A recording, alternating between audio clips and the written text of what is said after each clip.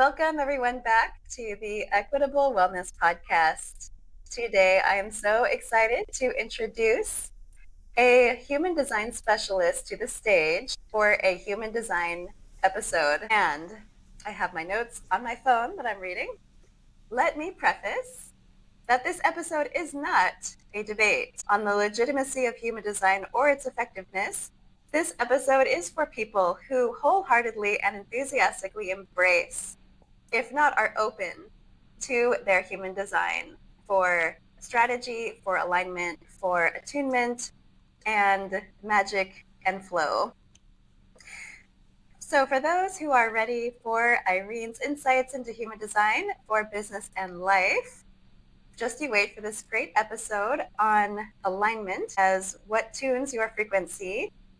And as always, thank you for watching the podcast on YouTube and Substack. You can subscribe to the Substack to get future episodes dropped right to your inbox. And for anyone listening on your favorite podcast player, thank you also. If you prefer to read, a full transcript will be available on my website blog, shanagraho.com, link in the notes.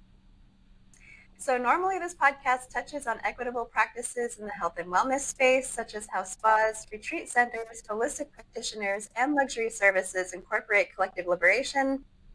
But because I love human design, and I know a good amount of you fans in my audience are also human design lovers, this particular podcast is getting more into holistic marketing and equity as divine alignment, a liberation we all long for. So before I introduce my wonderful guest, I will introduce myself. I am your host, Shana Graho, and I am a writer and content marketer in health and wellness with a background as a licensed massage therapist, yoga instructor, and former journalist. I will now introduce myself the human design way as a 2/4 projector with splenic authority. Today we are joined by Irene McKenna, and I will read her amazing bio because I love the energy and the touch that she's put into her bio. I'm Irene, alignment specialist for high-achieving women who are done hustling for a version of success that doesn't feel like their own. I work with leaders who are ready to stop abandoning their truth and start magnetizing everything they desire by shifting their frequency, not their to-do list. Because here's what I know. Frequency trumps everything. When you calibrate to your truth, life begins to bend in your favor. Business grows. Relationships deepen. Opportunities find you. I help my clients hack the law of attraction through energetic alignment so they create success that feels like freedom in every area of their lives. This isn't about striving, it's about syncing with the version of you who already has it all. If you're ready to stop performing your life and start living it, let's connect. Okay, so that was the bio. Irene, tell us where you're calling in from. So yeah, I'm in Western New York in the United States, over on the Great Lakes, so on Lake Ontario. So we're just kind of moving into the warmer weather right now, which I'm loving. Yes, you were saying before our call that when you were dropping off your son to school, it's already muggy there. It is muggy. Yesterday, I think we're Fahrenheit, so I don't know the conversions, but we were like 95 degrees yesterday, and today we're like at 65. So it's that time of year where there's kind of a lot of up and down, but very muggy today. Still beautiful to go out and walk the dog this morning. So that was a great way to start my day. Yeah, yeah, wonderful. So I want to start our exploration of you, what you bring, your background for all of us listeners and readers and viewers, with a wonderful post that you shared recently in your private Facebook group. Um, and the group is about human design strategy. And I'm going to, again, read this post, at least the highlights of this really nice post. So this is what I read the other night, and then we can get into more about this. You said, at 38, the voices started getting louder. I'd get the kids to bed, collapse on the couch, and numb out with whatever show didn't require too much thought. Just a soft landing for the exhaustion. Then I'd trudge up to bed, depleted, only to do it again tomorrow. The grind, the monotony, the quiet ache that whispered, "This can't be all there is." At 40, a friend handed me a copy of The Secret, and I dove in headfirst. Over the next 5 years, I ping-ponged between trying to do the art of allowing, do in air quotes, while simultaneously doing all the things to build a life and business that actually felt good. Looking back now, I can see the perfect timing of it all. My Uranus opposition was roaring through my chart, calling me into a midlife reckoning. If only someone had told me what a sacred and initiatory season that really is. It's not a crisis, it's a rebirth. I invested in coaches, I enrolled in programs, I healed the patterns and peeled back layers of who I thought I had to be. I emerged from my chrysalis a new woman, clearer, wiser, yet still stuck. Still trying to force it. Still trying to push forward. Still trying to manifest through vision boards and journaling and surrendering harder than anyone had ever surrendered before. And then the post continues, and the conclusion is, but here's the magic. Once I started aligning my frequency, not with what I wanted, but with who I was here to be, everything changed. Clients shifted, opportunities shifted, I shifted. Because what you desire doesn't respond to what you're doing. It responds to who you're being. And your frequency, that's not a mindset thing. It's an embodiment thing. It's an alignment thing. Oh, so juicy. This beckons my question from this past and your rebirth. Tell me how you got into human design. My journey into human design actually began with a journey into coaching, and that was kind of around that 38 to 40 where I had I was a physical therapist, and that's what I had gone into. And I went into physical therapy because that's what the good daughter would do. That's what my parents were pushing me towards. And so that's what I chose. I still remember being at a college fair and saying, well, I want to major in psychology and minor in physical therapy. They're like, you can't minor in physical therapy. Like, that's what you have to do. So, like the good daughter, which makes sense now that I understand my human design chart, that's what I did. And it was a job. I am grateful for it, and it never filled my soul. Like it was such a drain on my energy, which is why I was at this point. Both my kids were young. I had kind of lost myself in that whole thing because now my kids were calling me into this version of me I didn't know how to be. And all of the parts of me that were trying to do it, parenting in this case, as I had been parented, just didn't feel right. And so it was kind of this big upheaval in my life. So my first step was into coaching. And I still remember I said, I would love to just help people like meet their goals. And then health coaching pops up in my feed. I'm like, okay. So I started with health coaching and quickly shifted over into parent coaching, which is probably because what I needed to learn for myself. And that's what I started out with in this journey. And then at one point I was at a retreat and a friend of mine mentioned human design, and what is that? And so I quickly signed up to have a reading with her, and the information fascinated me, but I didn't know what to do with it, right? And we go back to the doing, and then I had a reading for my kids, and again, it made me understand so much about them, but I didn't know what to do with it. And so it just kind of step by step. And then I connected with somebody who did human design, who was in a program. And I was like, that's what I want to do. So I joined HD school and studied human design, which then led me to wanting to add EFT. So I'm also an EFT practitioner, kind of combining the two. And then I studied with another human design mentor. And then I just kept building on it through all of this learning.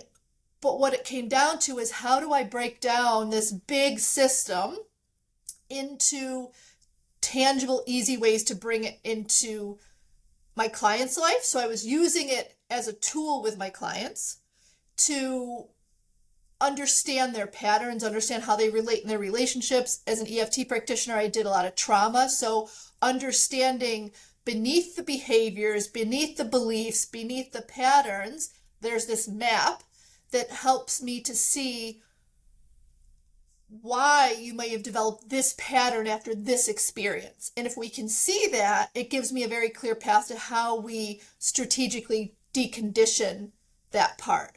So my journey into human design was both in myself and my life, but using it with clients and just seeing the opportunities it afforded for deep personal understanding. Wow. Thank you for the comprehensive overview of coaching as a starting point and working with the emotional freedom technique after your prior training to work with others through trauma and conditioned responses and patterns that might play out. My understanding of human design, and correct me because, your definition of human design is probably more in tune. But my understanding of these kinds of blueprints, if you will, as with maybe astrology, for instance, is to show what a life in its happiest form, most balanced form, kind of takes on before there's these kind of societal identifications of go to physical therapy school or or whatever, or do the housewifing thing, or kind of whatever maybe a different narrative is besides the soul narrative. Would you say that's kind of accurate? I would say that's accurate. Yes, I think there's what we do, but our true purpose is who we came to be.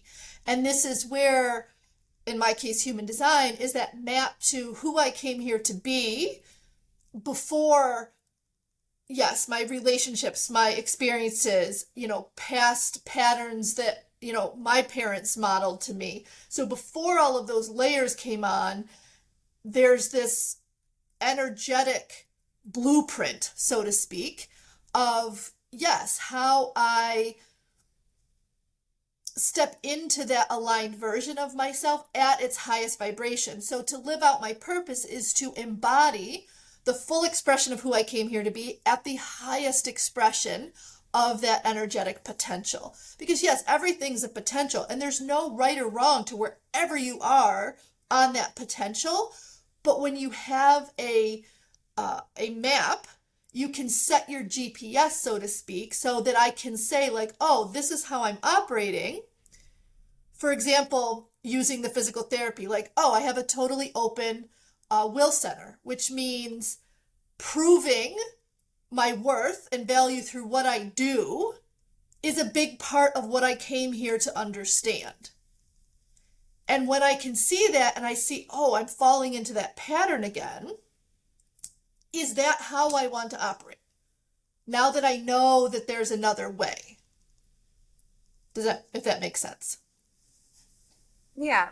And we can get, I guess, later on into more of the details on how you work with your clients in your programs and in your one-on-one services in aligning to the map for people. But let's just assume, I mean, okay, it might be the fair question to just go ahead and ask, what is human design? I mean, for anyone who might be listening who's never heard of it, this is an alien term. Yes. I know that you referenced the body graph as kind of an alien chart. But go ahead and tell us, like it is, what is human design? Where did it come from?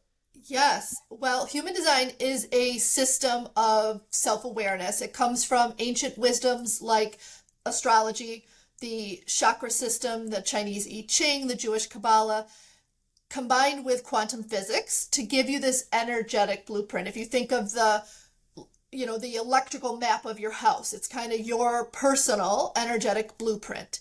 And it was a system downloaded in 1987 by a man named Ra Ruhu, who received this system over the course of 8 days, where he said the voice took over and spoke to him and gave him this system.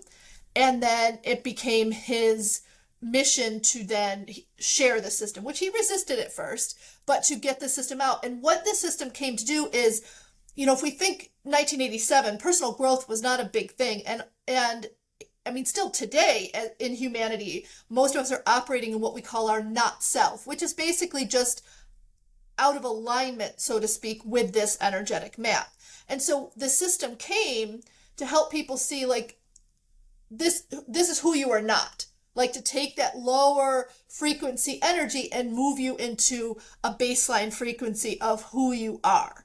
And when we do that, it's like we're cutting through the energetic resistance of trying to figure it out all on our own with behavior patterns and belief systems that may increase the resistance that we experience in our relationships, in our careers, in our life. And resistance only being, if we look at law of attraction, like the contrast, more of what I don't want. Like, I don't want this, hustle and grind, but what I'm told in society is like, that's how I have to get ahead. And so this helps us get back to the root of moving through and dancing with universal energy, with the divine, whatever that reference is for you, versus trying to figure it out all on our own. To get out of our head, which was never designed to make decisions, but back into our body. So human design can be that strategic system to help you, to give you a strategy for getting back into your body, for making decisions, for moving through life, so you're not having to try to figure it all in your mind. Sounds good. This is a point in the episode where I want to shout out my dear other splenic projector friends out there who they know who they are. Kimmy is the first to have introduced me to human design, and I think that was in 2021 maybe, when I first heard of this term and this system. And then my buddy Christina over in Bali, who's another splenic projector. Wonderful people. And again, some of the people I know who will be listening. So yeah, there's kind of a range of people who are maybe brand new to human design, or maybe it's already a part of their strategy. My buddy Christina, she definitely incorporates being a projector in her business as an online business manager and social media manager for spiritual entrepreneurs. And the people who follow it love it, right? The people, I think, feel an extra relationship, or maybe another bonding level of trust in knowing somebody's design or knowing somebody's motivations. And there's always more to know. But why don't you go ahead and just walk us through, let's say that one person listening is a business owner of some kind, they have a personal brand, or they are working and a part of life anyway, and want to know how to use their human design strategy, keyword strategy, Yep. to market and sell differently, more in that alignment and that Sure. not pushing against who they came here to be. Is that how you phrase it? I do love. And so why don't we can talk about the human design types and their strategies. Sure. And then maybe if you want to run through common mistakes you might see per type and the antidote. Sure. So just to backtrack a little, so when you put your birth information into the system, for those that aren't that familiar, out pops, like what I said, is like this alien roadmap. And in that, based on the planetary activations, it gives you certain energetic potentials that you're here to explore, to master, to teach. And in that will give you there's 5 different types. And your type is like the character that you're, the role that you're here to play in this life. So you're here to play the role of projector. I'm here to play the role of manifesting generator. And when we understand how to play that role, we can move through life with more ease versus pushing against and trying to create everything, like I said, from the mind. So in those 5 types, how you engage is different. So we'll start with our manifester, and our manifestors are our initiators. They're like the fire starter. They're here to get the ball rolling. If we think of the creation process, like we're bringing something into the material world, the manifestor get that urge to create something that is here to evolve humanity, or, I mean, that's in the most aligned sense. So they get the urge to create.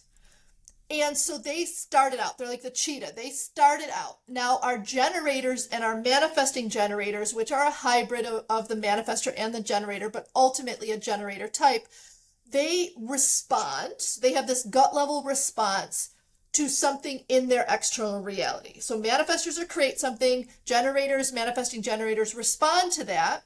And that response is like, this is something that I'm excited to take on. And there are magnetic builders. They're here that they have the sustainable energy to take something and then build it over the long term to bring it into form on the 3D plane. Now, our projectors, our beautiful projectors, are our brilliant guides. They'll see what's being created, and they can see with efficiency, like A to Z. Like they can see the system. And so they are here to guide and help that process. And then our reflectors, which is less than 1% of the population, are here to reflect back the health and well-being of the community that they're in. So every type has a specific role. So when we look at business and marketing, it would be our manifestors are here to like boldly declare, like, I created this program, are you in? Right? Here, I'm boldly declaring this. Our manifesting and generators, there's slight nuance between the two, but ultimately they're here to respond to a need that they see. So they might see somebody struggling with something, and they are here to respond to that and take that on and create something in response to what they see as needed. Our projectors are here to be experts. They are here to showcase their brilliance, but in a way that draws others to them versus trying to force themselves to be seen and recognized. So each one has a strategy. So manifestors, because they can be so bold, they're here to inform others before taking action, because otherwise it can be very jarring. So to cut through the resistance, informing others first helps to decrease the pushback they may receive. Generators and manifesting generators, their strategy is to wait to respond. So they may have an idea of something, but then they see it show up in their external reality. And that gut response is going to tell them, this is for me to do. Versus trying to create something and then they try to launch it and they get no response. It may not be that it was wrong. It could be the wrong timing. It could be the wrong communities. And then our projectors, their strategy is wait for the invitation. What the heck does that mean? So ultimately, projectors waiting for the invitation is for the big stuff, which is relationships, job and career, and maybe moving. However, also it's whenever they're increasing connection or giving guidance. Those are 2 times. Because projectors can see deeply what needs to be corrected or what could be done better, that can feel like judgment or criticism when it's not asked for.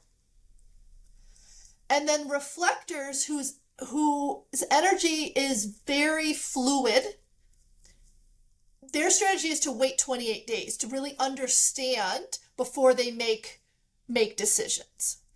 So some common mistakes would be for manifestors to ask for permission or to do what others tell them to do versus what their urges are. For manifesting generators, it might be pushing things out that they want to do without waiting to respond.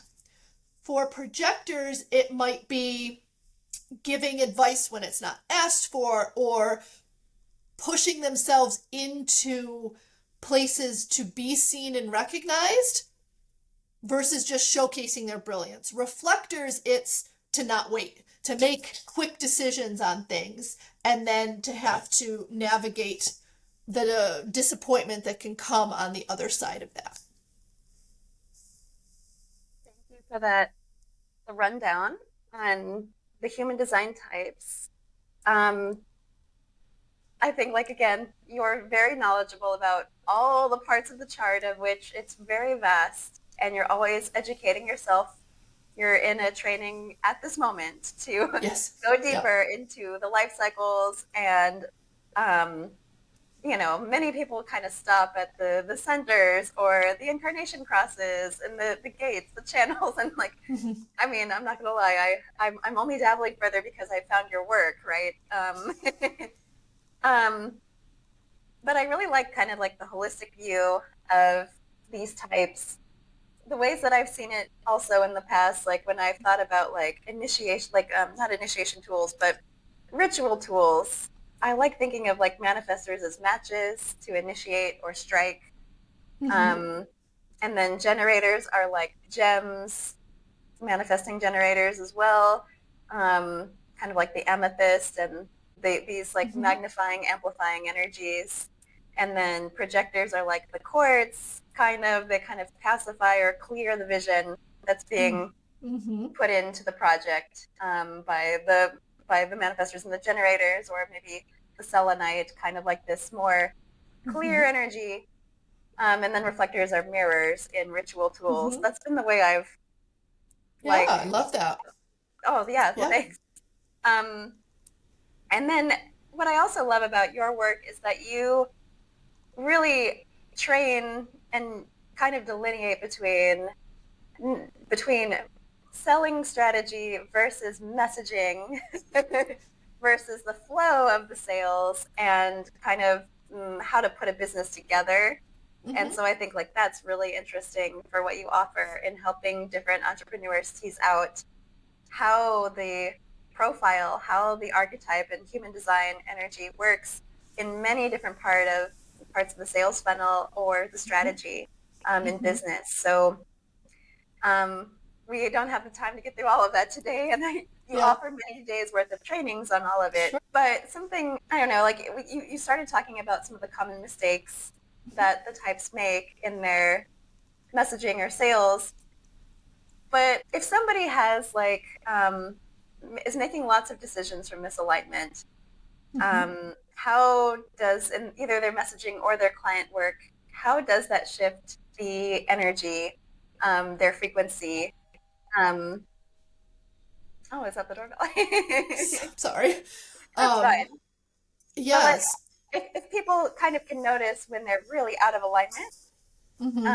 what are the signs? And then like, how would they kind of get back on track? So yeah, so misalignment would feel so let me take a step back. So there is, when we're building and growing, there is stepping out of our comfort zone, right? And so when we are in our stepping out of our comfort zone, we are going to come across that discomfort in our body. And this is where it's important to learn to differentiate between that discomfort of growth and misalignment. So talking about misalignment, it's going to play out in several different ways. So misalignment can look like I push through and do something, and then after it just feels like I expended all of this energy, like I'm pushing a boulder up a hill without the results, right? So misalignment can feel a lot of like pushing and forcing and grinding and hustling without the results, right? I may have some success, but it feels like it was at a big cost. And that's kind of repeated, like it just takes so much energy. And over time, it will lead to burnout. Like it will lead to a whatever type you are, consistently operating out of alignment will lead you to burnout. And burnout can look like, for manifestors, not getting the urges, just feeling kind of like stuck and powerless. For generators and manifesting generators, burnout, there can be this functional burnout where they can still do, but there's this like apathy. There's just this like nothing lights them up. For projectors, bitterness is a big sense. Like before you get to the actual physical burnout that can happen with projectors, what I've seen typically around age 40, you can get a lot of just bitterness at life, at what you're creating. Why is this so hard? And then for reflectors, they can just struggle. So for them, it's burnout. It's not really burnout so much as it is um,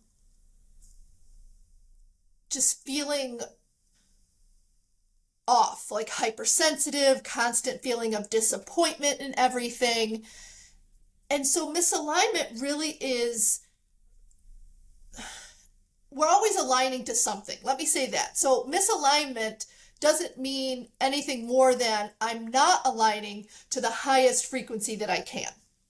And so I'm trying to push into force, but I'm aligning to something. So I'm always attracting. So if I'm out of alignment, so to speak, maybe I'm in alignment with scarcity and I'm attracting clients that can't afford to pay me. Maybe I'm in alignment with hustle and grind, and so I keep attracting more reasons to hustle and grind, believing that's the only way forward. So I'm always aligned to something. The question is, what do I want to be aligned to? Right. So then what does the alignment to the highest frequency look like? If Yeah. So yeah. that may be what I've seen in clients and in myself. It's, getting the message where like, I just signed this client out of nowhere and it was the easiest sale I ever had. It's opportunities, coming. Alignment could look like, I think it was Gina connected us and now we're having this conversation, right? It is attracting in. So what we're doing is you're attracting in opportunities, experiences, or relationships that match the frequency that you're operating at.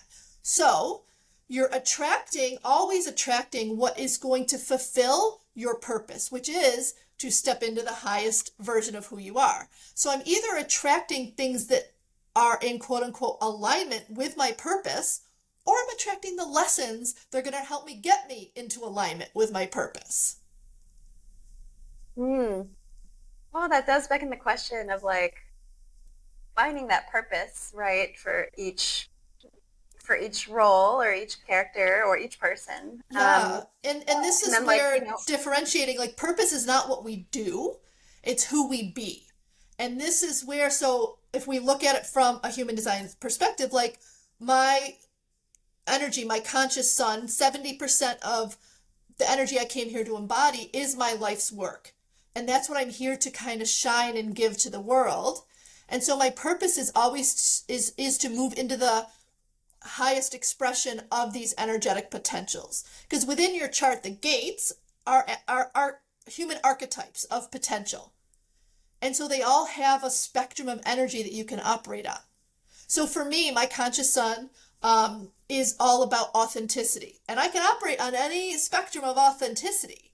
But what my purpose is to embody my full authenticity and shine that out to the world in whatever I do.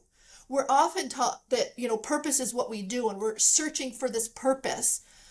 But you could be a teacher or a doctor or a podcaster, and your purpose is who you are being in what you are doing. And the doing comes from following your strategy and authority.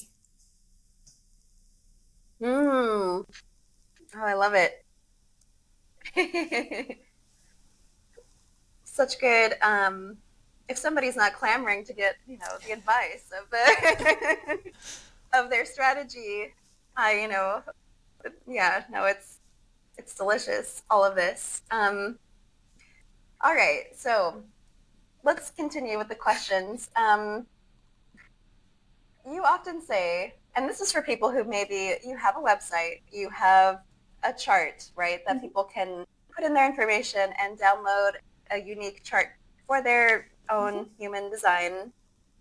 And it'll, you actually write out really wonderful descriptions on the chart as well that are provided without other charts that don't give those lovely descriptions. Um, but let's see, people will find out their general human design and their strategy as their type. Why don't we talk about authority and the centers? Mhm.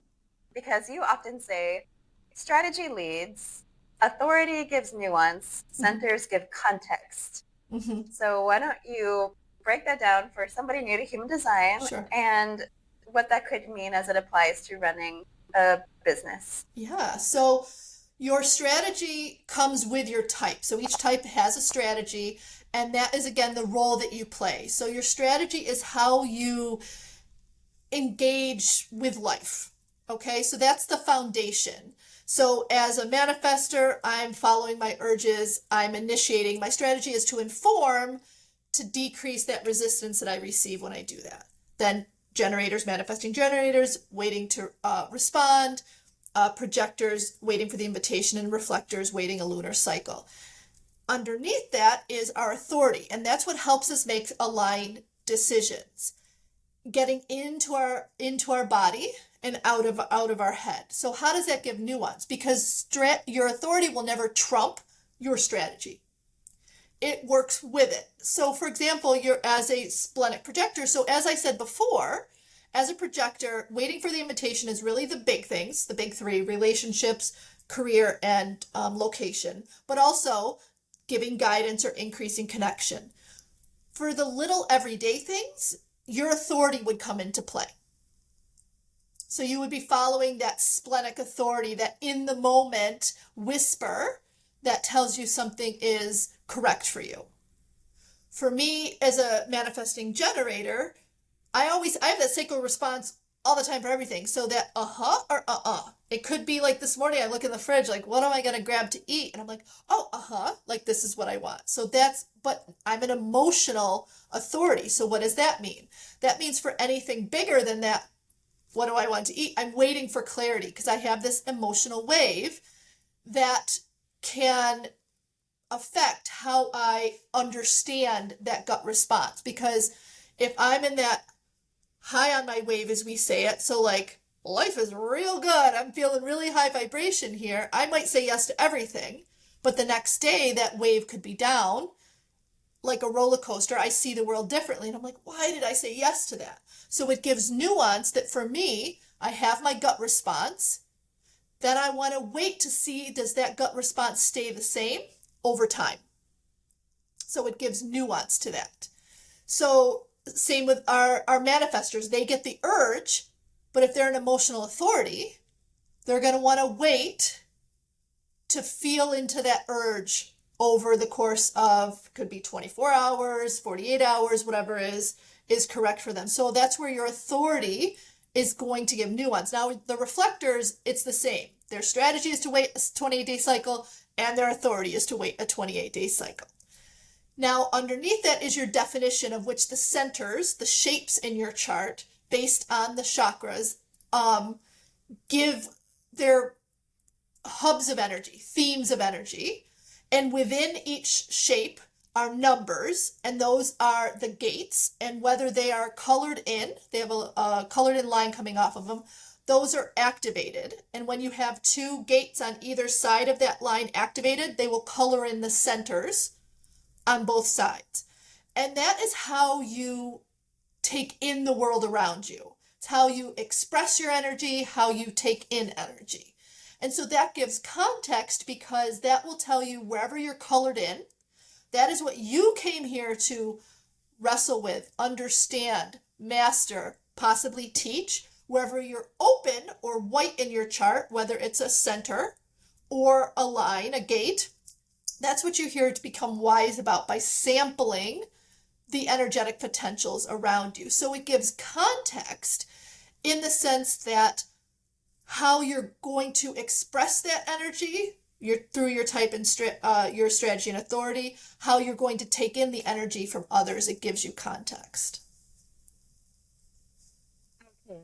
Yeah, no, that makes it much clearer. And then again, it's a lot to break down. I mean, Yes. with the spectrum of people here, it's like if it's your first time hearing human design, this might be a lot. But then for the people hungry for more, yes, and this the is ones like, that ooh, it's early, more. like Like, start by just understanding your type and strategy and authority. So those pieces, like just anything else I'm talking about beyond that, like those are the big things to understand. To give you a start into exploring. Because going back to your original statement, human design, you don't have to believe in human design, just experiment with it. Look at the times, what are the times as a splenic projector, what are the times that I followed that whisper, and what are the times that I did not? What happens when I am invited into something versus the times I just try to push my insights in? And what were the responses that I received? And just start looking at those, because it's not a religion, it's not a dogma, it's not a set of rules on who you are. It's an experiment that you're invited into if you choose to go on it. uh, that's the thing is that as somebody, me, who has liked human design, Mm-hmm. not a stranger to it, not, an expert by any means, but deciding to go on the experiment of just being more human design minded Yeah. for business strategy. I mean, of course, more broadly, life strategy too, as you said, relationships and Mm-hmm. moves. It is a broad life strategy, but in terms of being strategic about how to operate, um, and again, like I only say this because I know a good portion of listeners and readers of mine too are in some way, shape, and form a business owner of their own project or their own passion. And so, many of us have that perspective too of like, I'm putting something into the world, I have a body of work, and it would be nice to have, right, this lens of an extra way to check in with how we're guiding the work or how we're directing it. And so, yeah, I think a lot of people who are interested in human design already, they do tend to follow strategies by their type in business. And as you have pointed out, there's always more. There's always Sure. there's There is, um yes. yeah, I mean, I could definitely review more your teachings on you gave a workshop specifically on messaging through the centers and Mm-hmm. how they were defined or not, and how the defined centers could be a place more of teaching. Mm-hmm. Um, and then the undefined centers can be more of a space of sharing perspectives on what has been observed or what has or hasn't worked out. Yeah, those Maybe are you have where a better you've way of gained saying that. wisdom. So really sharing your journey is where you can empathize with the struggle to. So as a projector, I know you have an undefined sacral center. So really speaking into learning to be sustainable with your energy and not push and force and do and work, you know, regular schedule, or feel like you've got to take on all of this work, but learning how to operate and be sustainable and be wise about rest and work. Oh yeah, that's still something I can always work on. It usually is, yes. um, well, since you say that, what are the types that have certain centers defined automatically? Because I don't know that off the top of my head. Sure. So manifestors and projectors will automatically have an undefined sacral.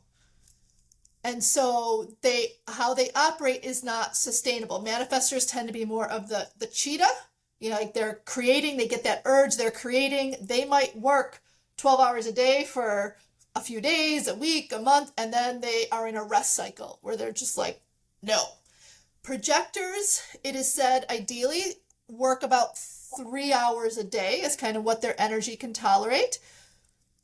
Now, with that being said, when it's being smart about that energy, when they are using their strategy correctly and they're invited in, they're doing something they're lit up about, they have the energy for it. However, it's also very important for them to make sure they're getting rest otherwise, because they can be very efficient for that period of time, but then if they push and push and push long term without getting that rest, they can burn out. So manifesting generators and generators automatically have the sacral defined. So they have that workforce, life force energy to build long term. And then reflectors have no centers defined. They are undefined in all of the centers, which is why their energy is in flow and they need those 28 days to understand the different expressions of that energy over the lunar cycle. Yeah, I've only met one reflector in my life so far. I mean, I've had not two, yeah, three. No, haven't three. I've had three. Yeah, that's pretty good. it's Yeah, I less than mean, 1% of the population. So, yeah, yeah. But to my one reflector friend out there, if you're listening, yes, absolutely. you're so mysterious and undefined. um, um, that said, I think I'm still also building my private library of knowing everyone's human design in my life, Sure. which if anyone's into it, I definitely encourage it because it adds for play, doesn't it? Um, Yes.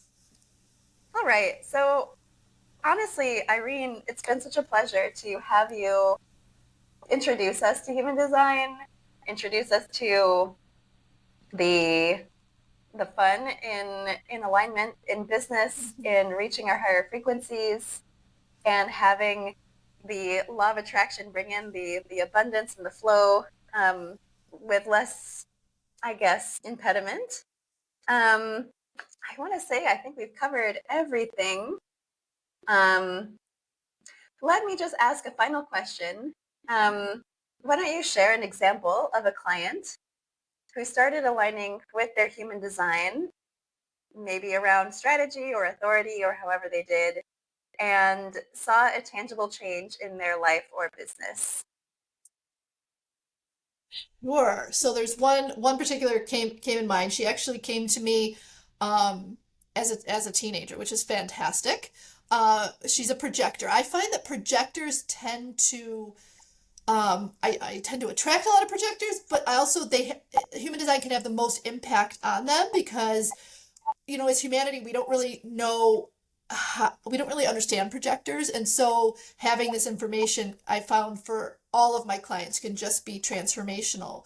But this particular one came with just intense social anxiety related to a lot of things. However, starting to bring in her human design and see that, well, a lot of that social anxiety came from her trying to force herself into friend groups that just weren't correct for her. Like nothing she was doing wrong, but once she understood this and she stopped pushing in and she just started embodying her authentic self, she attracted in amazing friendships that saw her value and that she felt seen and recognized and just loved in these friend groups, that now she can move through the other ones, and the other ones actually want to be friends with her even more because as she raised her frequency and vibration, because especially for projectors, when they're in that state of bitterness, which can be burnout, but it can be burnout from doing, but it can be burnout from trying to be seen and recognized. That bitterness is almost like a repellent. And so when she raised her frequency through her authenticity, through understanding her design, she started attracting those friendships and relationships. So she got into the college that just is everything she wants it to be. She is attracting opportunities. She is, one thing she did is she gave this talk that was just complete alignment without me, instructing her. She just felt this desire to give this talk, and it was aligned with her design on so many levels, not just type and strategy. She was invited to give this talk, gave this talk, was recognized, and it has created shifts in other girls in her class after listening to her speak. So she had this impact by sharing in an aligned way and was able to then impact others. So, I mean, her life has just done a 180 by starting to understand how her energy works, and so she could stop forcing all of these things and allowing them to come to her. It's That's beautiful. yeah, I feel like there is kind of like an age, 16 to 18, where, I don't want to call them kids, right? But young people yeah, for whatever reason, they kind of start gravitating to find something, right? To different information and Hmm. to explore these possibilities, whether it's spiritual or people, In I the think, realm at that of age. child development, yeah, the age is it like 13 to 21 is like conscious self-consciousness, like who am I in the context of the world. And so they are exploring through their relationships where they kind of fit in. And if they're trying to push themselves into relationships that are out of alignment, they can be met with a lot of resistance and then believe that's something wrong with them. So yeah, totally. Cool. Yeah, Well, again, thank you for absolutely. everything. Thank you for sharing this example. And um, before we leave, I will throw out there that if anyone's interested in following up with you, I do highly recommend consulting you for any human design anything. So listeners can run your human design chart and get the cheat codes. I will put all these links in the notes. You can also join Irene's Facebook group, where she teaches soul-aligned human design strategy for business and life, where she also breaks down the human design chart so that it's easier to understand and apply. You can visit her website and also connect with her on LinkedIn. And I'll make sure that the links are in the show notes for everything. All right. Again, thank you again so much, Irene, for sharing your wisdom today and encouraging all of us to be the people we are here to be. Thank you.